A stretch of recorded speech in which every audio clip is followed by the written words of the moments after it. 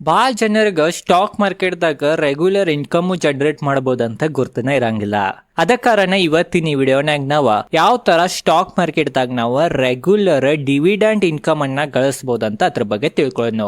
ಭಾಳ ಜನರು ಇದೇನ್ ಡಿವಿಡೆಂಟ್ ಬರ್ತೈತಿ ಸ್ಟಾಕ್ ದಿಂದ, ಆ ಬಂದಿದ್ದ ಡಿವಿಡೆಂಟ್ ಗೆ ಹೆಚ್ಚು ಕಿಮ್ಮತ್ತನ್ನ ಕೊಡಂಗಿಲ್ಲ. ಬಟ್ ಇವತ್ತಿನ ಈ ವಿಡಿಯೋನಾಗ ಭಾಳ ಡಿಟೇಲ್ದಾಗ ಸರಳವಾಗಿ ಆಳವಾಗಿ ಅಧ್ಯಯನ ಮಾಡೋರಿದ್ದೇವ್ರಿ ಈ ಕಾನ್ಸೆಪ್ಟ್ ಬಗ್ಗೆ. ಫುಲ್ ವಿಡಿಯೋ ನೋಡ್ರಿ ಅಂತಂದ್ರ ಇತ್ತರಷ್ಟು ಅಮೇಜಿಂಗ್ ನಿಮಗ ಏನು ಅನ್ಸಂಗಿಲ್ಲ ರೀ. ಅದೇ ಕಾರಣ ವಿಡಿಯೋನ ಸ್ಕಿಪ್ ಮಾಡಲ್ದ ಫುಲ್ ವಿಡಿಯೋನ ನೋಡ್ರಿ. ಫುಲ್ ವಿಡಿಯೋ ನೋಡ್ಲಿಲ್ಲ ಅಂತಂದ್ರ ನಿಮಗ್ ನಷ್ಟನೂ ಆಗ್ಬೋದಾ. ಮತ್ತ ಚಾನಲ್ ಸಬ್ಸ್ಕ್ರೈಬ್ ಮಾಡಿಲ್ಲ ಅಂದ್ರೆ ಸಬ್ಸ್ಕ್ರೈಬ್ ಮಾಡ್ರಿ, ಲೈಕ್ ಮಾಡಿರ್ಕಲ ಇದ್ರ ವಿಡಿಯೋಗೆ ಲೈಕ್ ಮಾಡ್ರಿ, ಮತ್ತೆ ಕಮೆಂಟ್ನಾಗ ಥ್ಯಾಂಕ್ ಯು ವೆಲ್ಕಮ್ ಏನ್ರಿ ಅಂತ ಕಮೆಂಟ್ ಮಾಡ್ರಿ.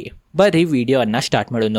ಬರೀ ನಾವು ಫಸ್ಟ್ ಡಿವಿಡೆಂಟ್ಲೆ ಯಾವ ತರ ಹಣವನ್ನ ಗಳಿಸಬಹುದ ಅದ್ರದ್ದು ಮ್ಯಾಜಿಕ್ ಏನೈತಂತ ಅದ್ರ ಬಗ್ಗೆ ಫಸ್ಟ್ ನಾವು ತಿಳ್ಕೊಂಡ್ಬಿಡೋಣ. ನೋಡ್ರಿ, ಭಾರತದಾಗ ಪ್ರಮುಖವಾಗಿ 2 ಸ್ಟಾಕ್ ಗಳ ಹೆಚ್ಚು ಡಿವಿಡೆಂಟ್ ಕೊಡ್ತಾವ. ಇದಕ್ಕಿಂತ ಹೆಚ್ಚು ಡಿವಿಡೆಂಟ್ ಕೊಡೋ ಸ್ಟಾಕ್ ಗಳು ಇದಾವ. ಬಟ್ ನಾ 2 ಉದಾಹರಣೆ ತಗೊಂಡೇನಿ.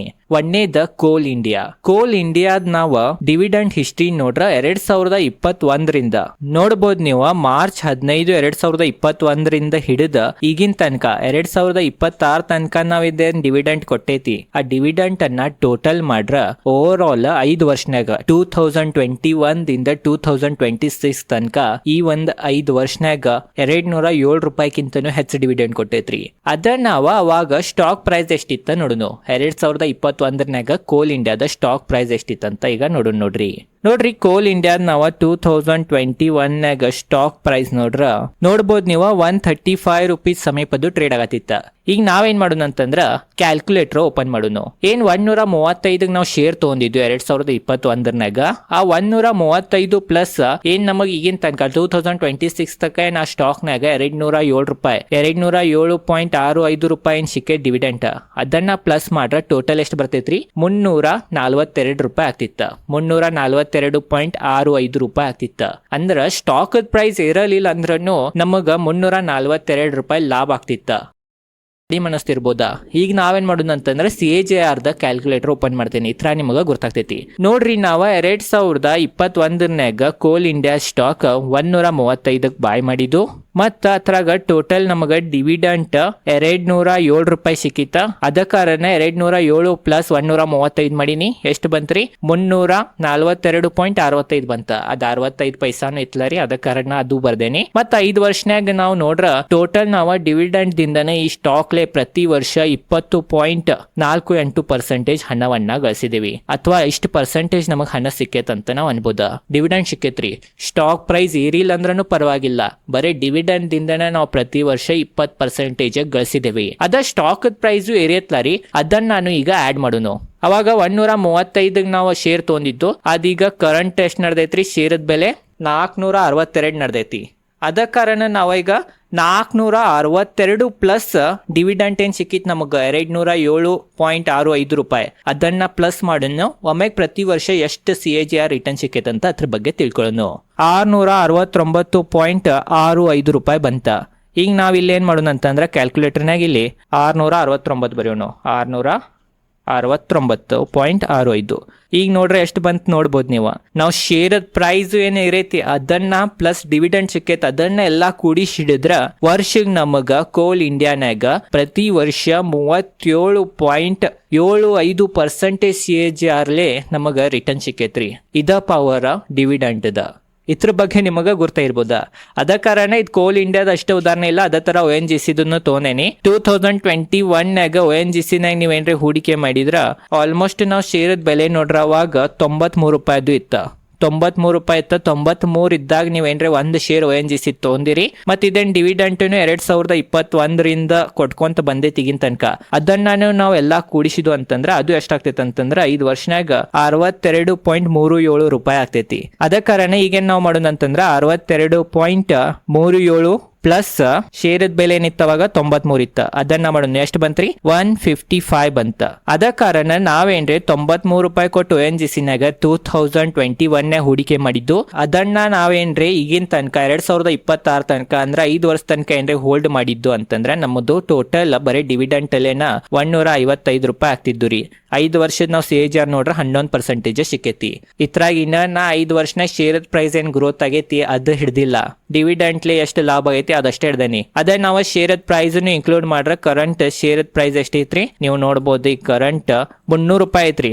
300 ರೂಪಾಯಿ ಡಿವಿಡೆಂಟ್ 62.37 ಏನ್ ಸಿಕ್ಕಿತ್ತು ಅದನ್ನ ಪ್ಲಸ್ ಮಾಡ್ರೆ ಎಷ್ಟಾತ್ರಿ 362.27 ಆತ. ಇದನ್ನ ಕಾಪಿ ಮಾಡ್ಕೋತೇನೆ ಮತ್ತ ಕ್ಯಾಲ್ಕುಲೇಟರ್ನಾಗ ಪೇಸ್ಟ್ ಮಾಡ್ತೇನೆ. ಇಲ್ಲಿ ನೋಡ್ಬೋದು ನೀವು ಪ್ರತಿ ವರ್ಷ ನಾವು ಶೇರ್ ಪ್ರೈಸ್ ಪ್ಲಸ್ ಡಿವಿಡೆಂಟ್ ಅಲ್ಲೇ ಎಷ್ಟು ಲಾಭ ಆಗೈತೆ ಅಂತ ನೋಡ್ರ 5 ವರ್ಷನ ನಮ್ಗ ಪ್ರತಿ ವರ್ಷ ONGC ನಾಗ 31.54% 30% ಗಿಂತ ಹೆಚ್ಚ ಲಾಭ ಆಗೈತಿ. ಅದ ಕಾರಣ ಇದ ಪವರ್ ಅಂತಾರಿ ಡಿವಿಡೆಂಟ್ ದ. ಇದ್ರ ಬಗ್ಗೆ ನಿಮಗ್ ಗುರ್ತಾ ಇರ್ಬೋದಾ ಎಷ್ಟ್ ಹಣ ಆಗ್ತೈತಿ ಅಥವಾ ಇದ್ರ ಪವರ್ ನಿಮಗ ಗುರ್ತಾ ಇರ್ಬೋದು ಅಂತ ನನಗನ್ಸ್ತೈತಿ. ಮೇನ್ ಇದ್ ಬರೀ ನಾ ಒಂದ ಕ್ವಾಂಟಿಟಿ ಹಿಡ್ದೇನ್ರ ಅದ ಕಾರಣ ಪರ್ಸೆಂಟೇಜ್ ನಾಗ ಲೆಕ್ಕ ಹಾಕ್ರಿ. ನೀವು ಬರೀ ಇದು 200 ರೂಪಾಯಿ 300 ರೂಪಾಯಿ ಅನ್ಬೇಡ್ರಿ. ನೀವೇನ್ರ 10,000 ರೂಪಾಯಿ ಹೂಡಿಕೆ ಮಾಡಿರಂತಂದ್ರ 30% ಅಂತಂದ್ರ ನೀವು 3,000 ರೂಪಾಯಿ ಗಳಿಸತ್ತಿದ್ರಿ. ಅದ ಕಾರಣ ಪರ್ಸೆಂಟೇಜ್ ಪ್ರಕಾರ ನೋಡ್ರಿ. ಇದು ಬರೀ ಎಕ್ಸಾಂಪಲ್ ಸಂಬಂಧ ನಿಮಗ್ ತಿಳಿಲ್ಲ ಅಂತ ನಾ ಒಂದ ಸ್ಟಾಕ್ ದ ಉದಾಹರಣೆ ತಿಳಿಸಿನಿ. ಈಗ ನಿಮಗ ಗುರ್ತಾ ಇರ್ಬೋದ ಡಿವಿಡೆಂಟ್ ದ ಪವರ್. ಈಗ ಬರೀ ಹೆಂಗ ನಾವು ಒಳ್ಳೆ ಡಿವಿಡೆಂಟ್ ಸ್ಟಾಕ್ ಗಳನ್ನ ಪಿಕ್ ಮಾಡಬಹುದಾ ಅಥವಾ ಯಾವ ತರ ಕಂಡು ಹಿಡಿಬಹುದಾ ಅಂತ screener.in ವೆಬ್ಸೈಟ್ ಮ್ಯಾಗ ಹೋಗಿ ತಿಳ್ಕೊಳ್ಳೋಣ. ನೋಡ್ರಿ ಇಲ್ಲಿ ಸ್ಕ್ರೀನರ್ ವೆಬ್ಸೈಟ್ ಮ್ಯಾಗ ಬಂದೇನಿ. ಇಲ್ಲಿ ನಾ ಎಲ್ಲಾ ಫಿಲ್ಟರ್ ಆಡ್ ಮಾಡೋಕ್ಕಿಂತ ಮೊದಲ ಮತ್ತೊಂದನ್ನು ತಿಳಿಸ್ತೇನಿ. ಅದೇನಂತಂದ್ರೆ ಯಾವಾಗೂ ಡಿವಿಡೆಂಟ್ ಕಂಪ್ನಿ ಕೊಡತೈತಿ ಅಂತ ಗ್ಯಾರಂಟಿ ಇರಂಗಿಲ್ಲ. ಈ ವರ್ಷ ಕೊಟ್ಟೈತಂದ್ರ ಮುಂದಿನ ವರ್ಷ ಕೊಡ್ತೈತಂತ ಗ್ಯಾರಂಟಿ ಇರಂಗಿಲ್ಲ. ಅದ ಕಾರಣ ಇದ್ರ ಬಗ್ಗೆನೂ ನಿಮಗ್ ಗುರ್ತಿರ್ಬೇಕಾ.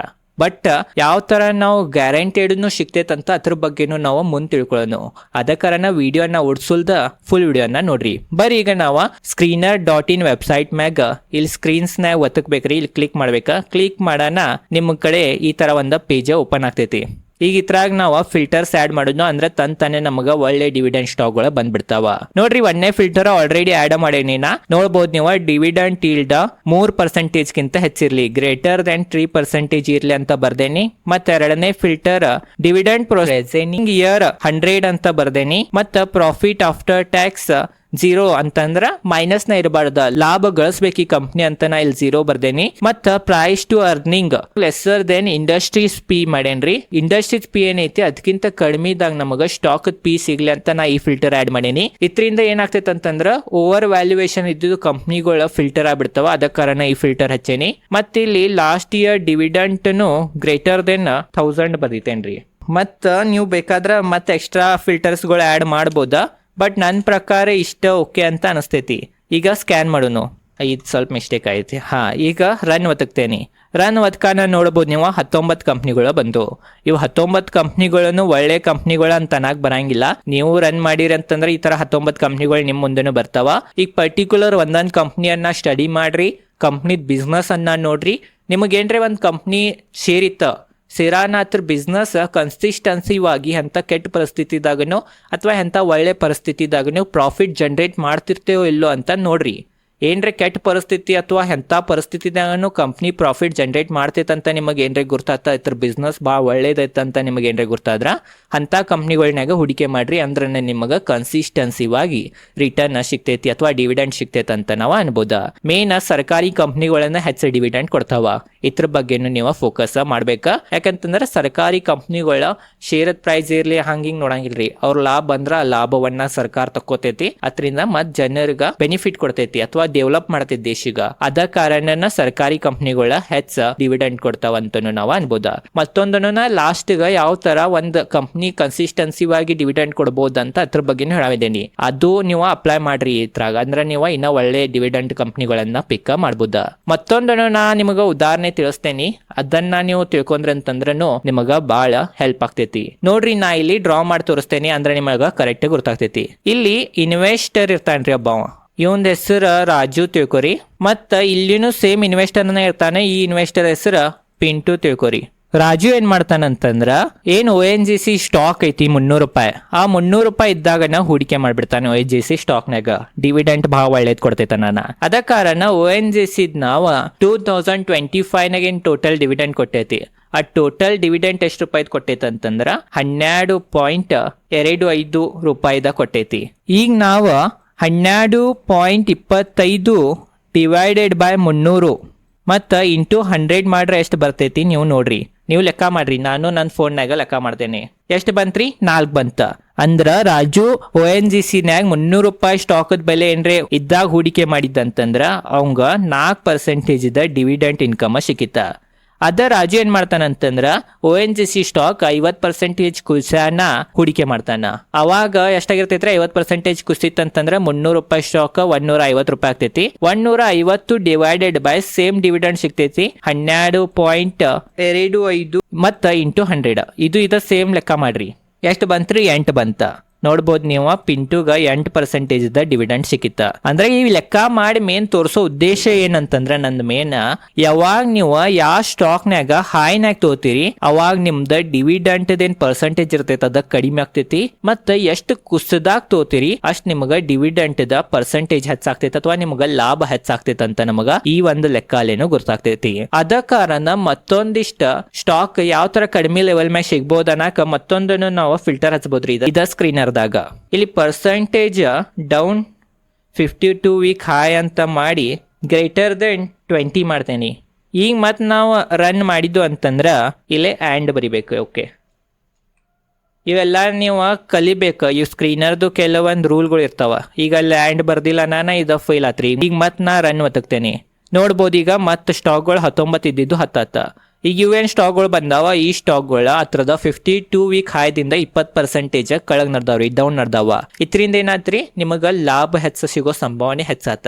ಅದ ಕಾರಣ ಈ ತರಾನು ನೀವು ಯೋಚನೆ ಮಾಡ್ಬೇಕಾ. ಮೇನ್ ಇದನ್ನ ಲೆಕ್ಕ ತೋರ್ಸಿನಿ. ಇದ್ರದ್ದು ಮೇನ್ ಉದ್ದೇಶ ಏನಂತಂದ್ರ ನೀವು ಯಾವ ಡಿವಿಡೆಂಟ್ ಸ್ಟಾಕ್ ಇರ್ತೈತಿ ಅದನ್ನ ನೀವು ಎಷ್ಟು ಕಡಿಮೆ ಬೆಲೆನಾಗ ತಗೋತೀರಿ ಅಷ್ಟು ಡಿವಿಡೆಂಟ್ ಪರ್ಸೆಂಟೇಜ್ ಅಥವಾ ಅಷ್ಟು ಲಾಭ ನಿಮಗ ಹೆಚ್ಚು ಸಿಗ್ತೈತ್ರಿ. ಮತ್ತ ಎಷ್ಟು ಹೈ ಪ್ರೈಸ್ನಾಗ ನೀವು ಆ ಸ್ಟಾಕ್ ಅನ್ನ ಬೈ ಮಾಡ್ತೀರಿ ಅಷ್ಟು ನಿಮ್ದ ಡಿವಿಡೆಂಟ್ ದ ಲಾಭ ಅಥವಾ ಅಷ್ಟು ಪರ್ಸೆಂಟೇಜ್ ಲಾಭ ಕಡಿಮೆ ಆಗ್ತೈತೆ ಅಂತ ನಾವು ಅನ್ಬೋದ.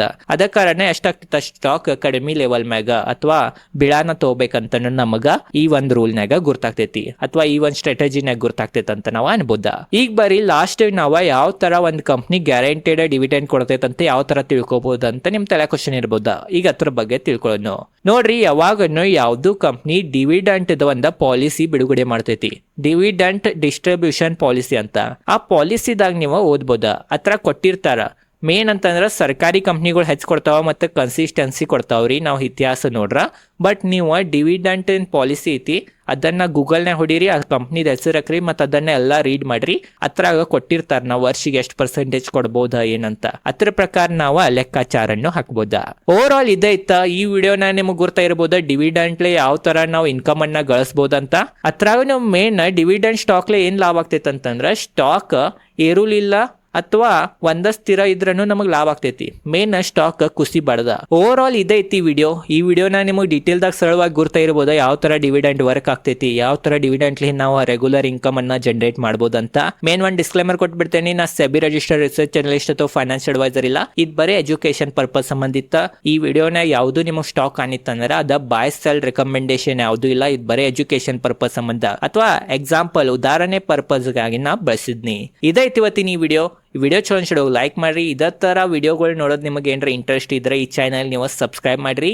ಮತ್ತು ಕಮೆಂಟ್ ಸೆಕ್ಷನ್ನಾಗ ವಿಡಿಯೋ ಹೆಂಗ ಅನ್ಸಿತ್ತು ಅಂತ ಕಮೆಂಟ್ ಮಾಡ್ರಿ. ಇದೇ ಇವತ್ತಿನ ವಿಡಿಯೋ. ಧನ್ಯವಾದಗಳು.